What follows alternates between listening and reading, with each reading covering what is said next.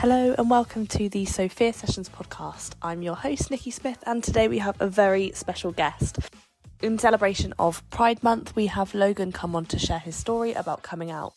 This lovely conversation covers everything from Logan coming out to his friends and family, losing friends, making friends, experiencing bullying and homophobia. We also talk about being misgendered and the role that makeup and clothing has to play on his identity and how he celebrates his identity through this expression. Hello, Logan. Hello. Welcome to the SOFEA Sessions podcast. Thank you. Very lovely to be here. How are you feeling about being a guest, finally? Oh my god, I feel brilliant. I've always wanted to do one of these. Oh, have you? Yeah. Love that. Well, it's so good to have you on. Thank you for volunteering to come and share your story. Absolutely. So, to begin, can you tell the listeners a little bit about who you are Okay. and what's brought you to the podcast? Okay, so basically, my name's Logan. I'm 17. I came to SOFEA as I got kicked out of my old college due to not coming in because of mental health. I'm doing maths and English. Amazing. And obviously we know it's Pride Month. What is your chosen topic to talk about today? I'm going to be talking about how I came out and when I came out and how it affected some things that changed in my life. So let's start, I guess at the beginning you just referenced that you got kicked out of your school for attendance, and I think what I'm hearing is the reason that you weren't going in was because you were struggling with your mental health. Yes. Are you open to sharing a little bit about that time in your life? Yes, absolutely. So for the viewers, I struggle with really bad anxiety and an eating disorder. So I was really struggling with my anxiety at the time because I was going, and it was really stressful for me to get on the bus every morning at 7:30 because it would be so full. And then you'd be stuck in traffic for an hour, so we wouldn't even get there till about 9. And I wasn't going in. I don't think I'd been in for about 3 weeks maybe. And then I went in because I promised my nan that I'd go in for it, and I went in. And I got called to the office and they were like, "What are you doing here?" And I was like, "I go to college here." And she was like, "No, you got kicked out like a week ago." And I was like, "Oh, no," because I tried my key card on the doors to get in and it didn't work. And I was like, "Okay, that's weird." And then I found out that I got kicked out, and then I wasn't in any education for about a month. And then Jade, which was a person that helped me get into more things to do with education and everything, we found here. And at first I was really nervous to come here, and I did end up not coming in for about 2 weeks because of how scared I was. And then after that 2 weeks I was in and I was absolutely fine. Amazing. That must have been really hard for you to kind of get the courage to go back into college and then to find out that actually you didn't have a place anymore. Yeah, it was. So it's kind of like that, the resilience that it takes to kind of get back up on your feet, after someone who struggled with anxiety to that point. Yeah. You mentioned the bus being a trigger point. What was it about the bus that made you so anxious? When I first came here, obviously I got given a bus pass. Obviously I get the bus now, but I was so scared. Mm-hmm. I was so scared. I begged my nan to come and get me. I'd be like, "Please, I don't want to be here. I'm scared to get the bus. Can you just take me?" And she took me in for about the first 2 weeks. And then I was just like, you know what?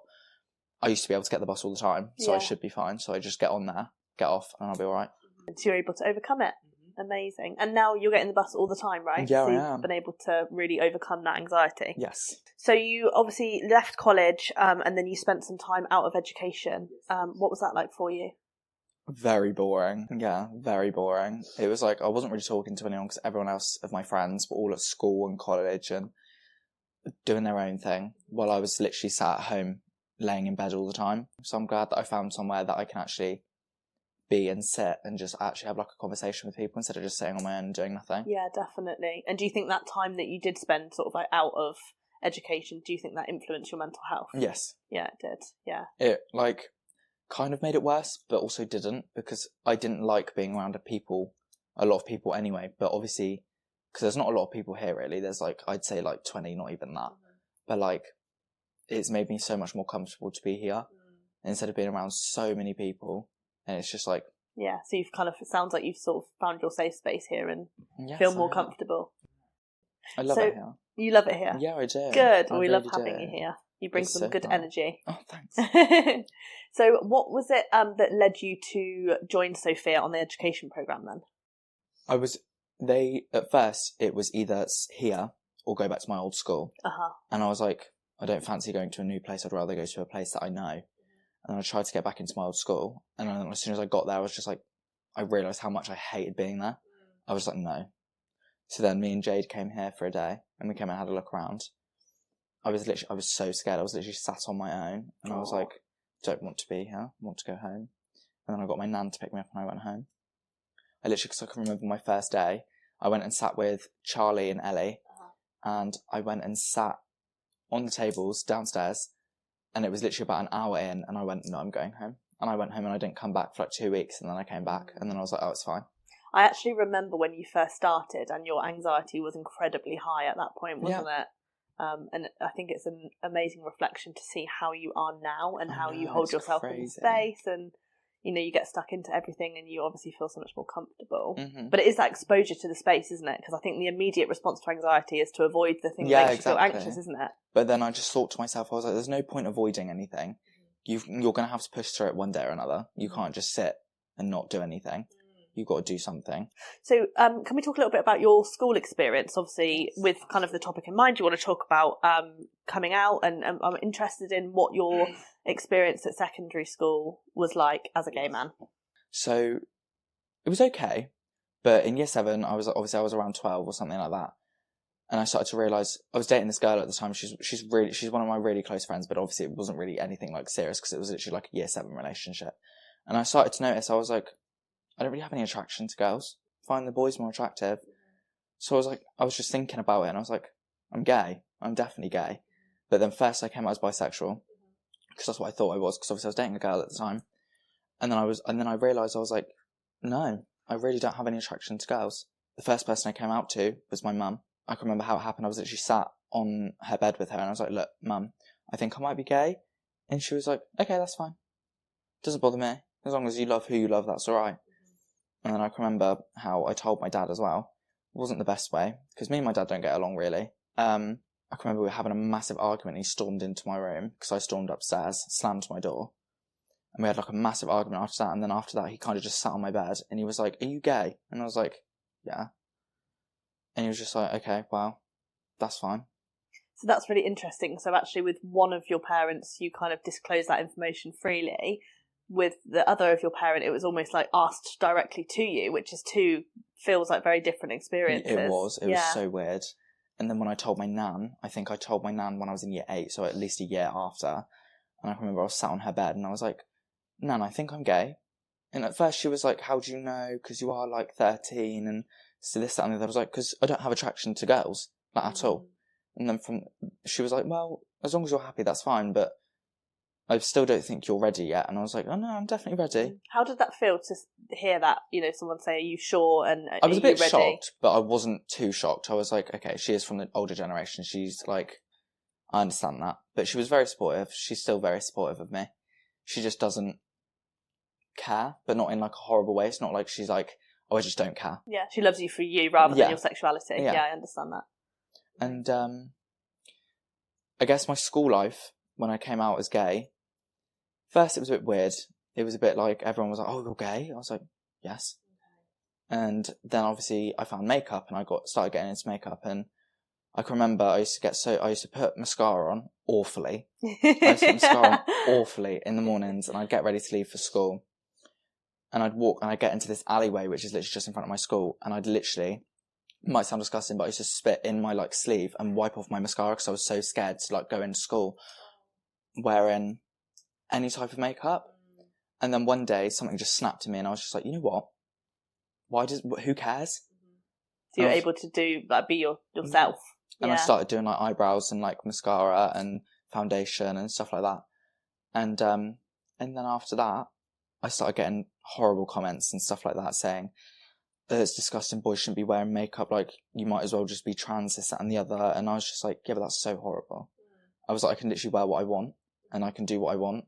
Like, I'm not going to have a go at you for, I don't know, wearing a Nike tracksuit. Like, what? It's interesting, isn't it, that actually, because it's makeup, it's perceived as it's something meant to be a girl thing. Yeah. I know so many men that wear makeup, and they're straight. And they have, like, concealer on, or, like, a little bit of foundation, bit of contour. Yeah. Like, I know that. And it's about your self-confidence, isn't it? Exactly. From what you've just shared, it sounds like when you put mascara on, when you did your eyebrows, you had more confidence, but obviously you just didn't have the confidence to wear that at school because of the environment you were in. Yeah. Because my school, it was not a good time for me.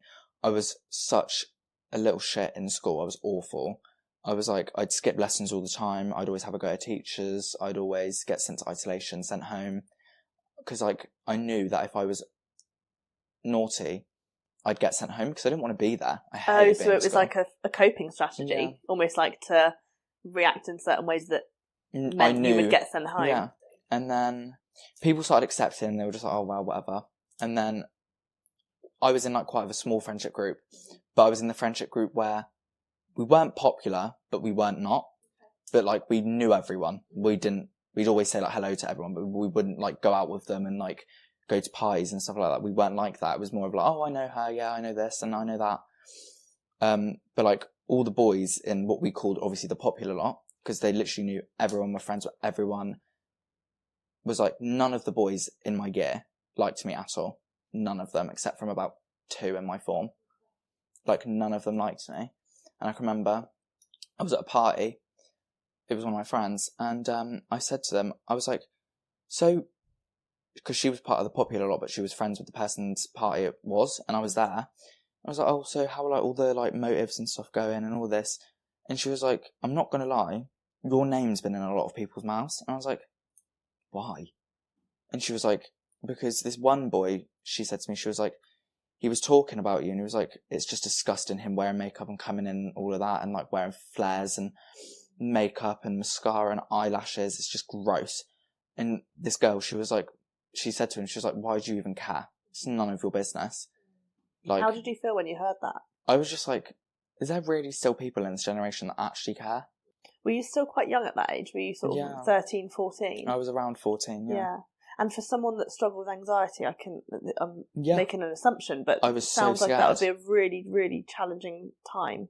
It was. I was literally, I can remember going in school the next day and I was like, oh my God.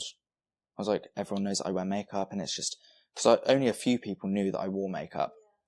And it was only, I think it was year 9, I started coming in properly with makeup and, like, lashes and stuff. And I felt so much more comfortable in myself and just wearing stuff like that. And then my head of year, and I can remember when she said to me, she was like, can you take those lashes off? And I said, no. I was like, I'm not doing that. And she was like, well, you're not meant to wear them in here. And I was like, all the girls do. Okay, so you felt that there was some inequality because and she was like, you were a guy, yeah. She was like, I don't have a problem with you wearing lashes, but you're not meant to. And I was like, where's this going? And she's like, well, this discussion's over. And I was like, yeah, but how come all the girls can wear lashes, but I can't? Like, what's the difference? And she was just like, well, this discussion's over. And I was like, okay then. And it sounds like when you were wearing makeup, it was almost like your safety blanket. That was like who you were, your expression of your identity. Yeah, exactly. And then for someone to, not specifically that lady, but just for anybody to try and take that away from you must have been quite almost like exposing and scary when it brought you so much comfort. And I was just, I can remember, because I was a very gobby child. I was very gobby. And I can remember I said to her, I was like, yeah, but why do you care? I can remember saying that to so many people. I get called names in the hallway and all of this. I get called the F slur and everything. And it was just like... How did you actually deal with that, though, in the moment? Because, like you say, 13, 14... Because I was such a gobby little child. I'd literally turn around and be like, what? So it's like quite a defensive mechanism, do you think? Yeah. And then I can remember when this guy, he used to bully me until I stood up for myself, came up to me and he like, grabbed my shoulder. And, like, you know how they, like... He put his shoulder, like, round me. And I was like, get off. And he said to me, he was like, you're such a little F-slur. And I was just like, if you think I'm not going to stand up for myself, don't say anything. So were you bullied because you were gay? Yeah. By that one person for about year 7 to year 9. Then in the beginning of year 9, when we first went into year 9, I stood up for myself and I said that. And he just stopped. That's like a real pivotal point, isn't it, in terms of you being able to stand up for yourself and say, no, this is who I am. I literally said to him, I was like, just because you're so insecure in yourself, you have to bully someone else to make yourself feel better. It's just... So came out in early secondary school. Sounds like you went through a couple of years of, horrific bullying. When was that kind of turnaround point for you in terms of your self-confidence and being able to, I guess, like freely and like celebrate? Mid-year 9. Mid-year 9, yeah. Okay. And then from there on, I was fine. Still had a few people, but I got to the point where I was just, oh well. And I was walking, and these men walked past me, and I just heard them whistle. And I turned around and I was like, what? And they were like, and I heard them go, oh! And I was like, because they heard my voice. Interesting. Okay. Like, they get so shocked because obviously I look so much like a woman. Yeah. And then when I, like, actually say something, they're like, oh my God. Do you often get misgendered? Oh, yeah. A lot. How do you generally deal with it? I'm not the type of person to be like, oh, that's so rude. Like, can't say that. I'm just like, well, I understand that because obviously I do look a lot like a woman, but I do go by he, him, and I was born as a boy. Mm-hmm. And they're like, oh, okay, sorry. And I'm like, no, it's fine. So you're kind of just like almost like educating people. Yeah. Like, actually, I'm a guy. Yeah. Yeah, my pronouns are he, him. It's like, because I'll get like people message me on the internet because obviously I do post like myself on the internet and everything and like on Instagram and stuff like that. And I'll post like photos of me and my friends and I'll pop up, like random people will like pop up from like requested. I'm like, you're really pretty. And I'm like, I hope you know I'm a guy. Because for some reason they never look at my name. Interesting. So you feel that you have to almost clarify? Yeah. Wow. Because I don't think I've ever met a girl called Logan. I really don't. Check my name. Yeah. Do you feel that, I guess in your kind of current community, do you still feel that there's homophobia present? Yeah. There is? Yeah. Yes, there is. What are your thoughts on that? It's just like, I don't understand why people care so much. I understand more of the older generation. I do. Because it was very different. Yeah, it wasn't spoken about. No, it wasn't. There was us, but they were hidden because they were too scared of what would happen. Of course, yeah. So I can remember when I came out to my mum's dad and I said to him, I used to wear makeup around his house. And he'd always be like, how come you wearing makeup? And I said to him, I was like, I'm gay. And he was like, and I can remember he was like, oh. And I was like, yeah. And that was it. And then I can remember my mum telling me, he was like, you need to stop wearing makeup around grandpas. And I was like, why? He's like, it's not that he doesn't like you wearing it, he thinks you look really nice. It's the fact that he still thinks, obviously, because he's from a very old generation where gay people would get beaten up if they were seen. And he thinks he thought that would happen to me. Oh, so he was almost fearful. Yeah. Okay. Because obviously I'm his grandson and he didn't want that happening to me. And I had to sit down with him. I was like, look, the generations have changed. It's not like that, I promise. And like, yeah, there are some people who say things, but I've never been beaten up because of it. Like, I've never had someone like hit me or anything like that. I've had a lot of rude comments and stuff like that, but I've never had someone like hurt me about it. So you don't have to worry, I'm fine. What do you think needs to change in terms of people's mindset to the LGBTQ plus community? Well, I feel like they just need to grow with the generations. Oh, I love that. And just be like, because I'm sorry, it's not the 1950s anymore, sweetheart. Like, you need to kind of just grow with it. I love that mindset though. I always think as well, everything else is evolving, isn't it? Yeah, that's not even me being horrible. It's just like, I understand that's how you were brought up and I understand that's like how you were brought up. But it's 2024, halfway through the year. Come on. Like, there's going to be a lot of more gay people and trans people and lesbian people. Like, there's going to be so many more. And you just need to like, feel like, okay, cool. So many people, when I say to them, like, I'll speak to my friends and I'll be like, it is actually so hard being gay. And like, some people, if they're listening right now, they'll probably be like, oh, that's not true. It's not that hard. It is. It really is. It's so hard. And especially because I look so feminine, and when they find out that I'm a guy, they're like, sorry, I thought you was a girl. Yeah. And I'm like, no. How is that for you? So obviously you said it's so hard. Like, what are the other challenges that... It's just, you think you'll speak to someone and you think you're like, oh, this is going so well, it's going somewhere. And as soon as you like meet or something in real life or like something like that, or they'll just drag themselves away from you and then be like, no, I never spoke to you, I don't know who that is. Because I can remember when I was dating someone, we went to the fair, and I can remember I was just like, I genuinely feel like it was my first love. And I was like, oh my God, we get along so well. Like, and then like 4 days later, he broke up with me while I was literally getting changed in PE over text. And it's just like, I can remember breaking down and going outside to my friend Sophie, and because me and Sophie get along really well, and I'd go up to her and I'd be like, look, I was literally in tears, and she's like, what's going on? And I was like, he's just broken up with me, like, I don't know what to do. And like, she was so like baffled, and I'm glad that I found someone that understands, because she's a lesbian. She's like, it's so hard to try and find someone as well. But I just don't get it when people are like, it's not that hard, surely. Be in my shoes, please. Yeah, and that's the thing, isn't it? It's like you need to fully empathise, you need to be in the shoes, and it's impossible because it's an individual experience. But do you find that other gay men, you share experiences similar in terms of other gay men find dating really hard and that kind of misgendered, or the confusion happens a lot, or people kind of wanting to... A lot. I think you said the word using. I know quite a few gay people who are like me, and they wear makeup and stuff, but they have like short boy haircuts, so they can still tell it's a boy.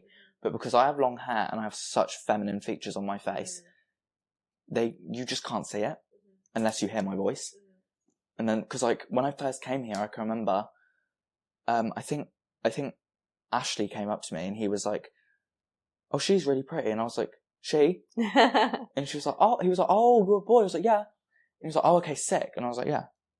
But it's just like, if people misgender me, I don't care. I'll just like look, I am a guy, I'm not being horrible about it, I promise, it's fine, don't worry about it. Sounds like you do it in a really kind of like understanding way. Yeah, I try to. And but I do get it a lot.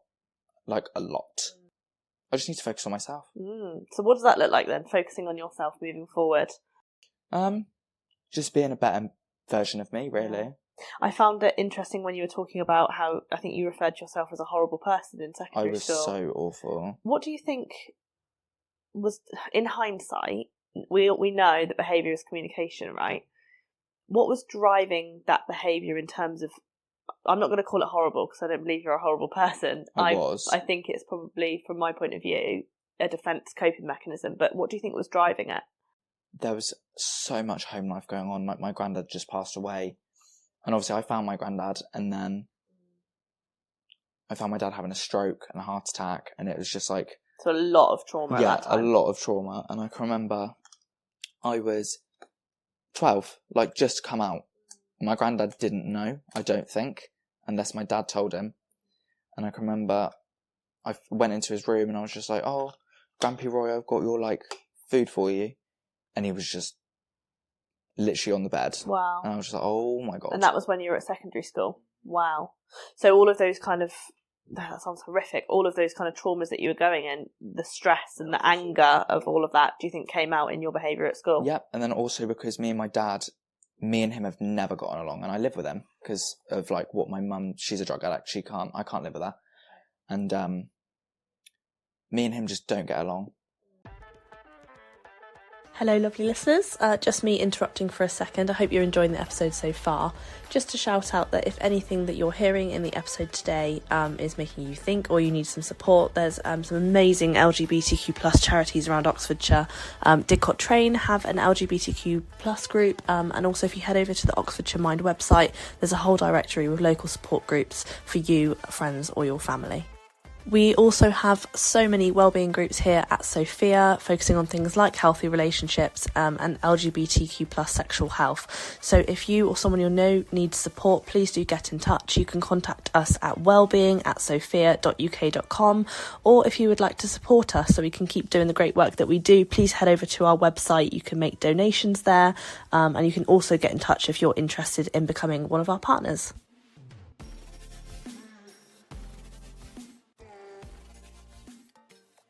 And how do you feel? So, like, thinking about how you express your identity in the clothes that you wear, and, you know, you always look fabulous. How does it make you feel when you do your hair, do your makeup, wear heels, wear amazing clothes? It makes me feel a lot more comfortable. And then it makes me feel like I can express myself and I'm more out there, and I like being more out there. And it's like, I always try and dress appropriately. I can't say that word, but you know what I mean. I do. But I always try and dress nice. Yeah. So you make an effort. You like to take care of your appearance. I like to make an effort, yeah. Yeah, okay. Because wearing the clothes that I like to wear, they make me feel so much more comfortable in myself. And I can actually express myself and just be like that. And then I'll get a few people be like, "Oh, how come you're not trans but you wear women's clothes?" And I'm just like... Oh, that's interesting. But they're not. It's interesting an assumption, isn't it? Where people think, "Oh, you're wearing women's clothes, therefore you must be trans." Exactly. And it's just like, no. Yeah. Like, men in the 80s and the 70s used to wear flares. Yeah, but that's the thing. It shouldn't... Clothes like that shouldn't be gendered, but I think it's, like you say, because of, how things used to be. Yeah, certain clothes items are gendered. Yeah. It's interesting that when you talk about, like, the clothes you wear and the way that you look, you described that as like kind of being very like out there, and I find it a very interesting parallel to think about, you know, as a young gay man who maybe knew he was gay but wasn't coming out. And my mum knew I was. Interesting. Is it called preschool when you're a baby? Yeah. I can remember, I've got photos of it. My mum's got photos of it. I'd run in. It was called Rainbows. It was in Wallingford.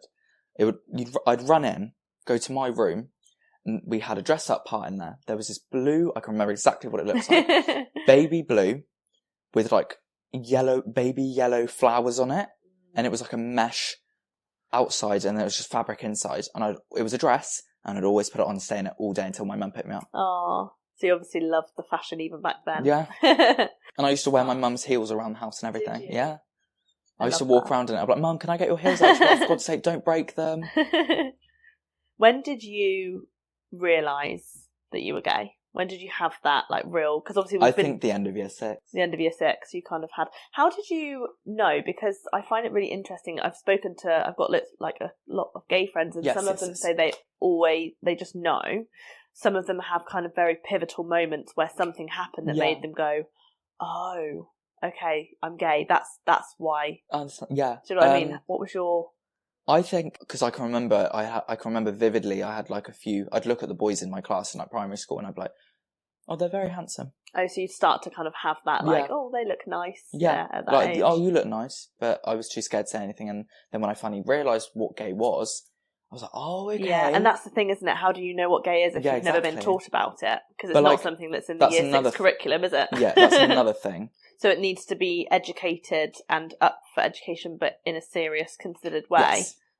So that I do think, you know, the confusion around, and, you know, some people do know from a very young age that they're gay, like you said. So I do think it's important that it's part of, you know, people have the opportunity to learn about it. But I do think because of the way that society's progressed, it is much more widely available in general conversation as well. Like, you know, back when we were very, very little, it wasn't really spoken about in the way that it is now.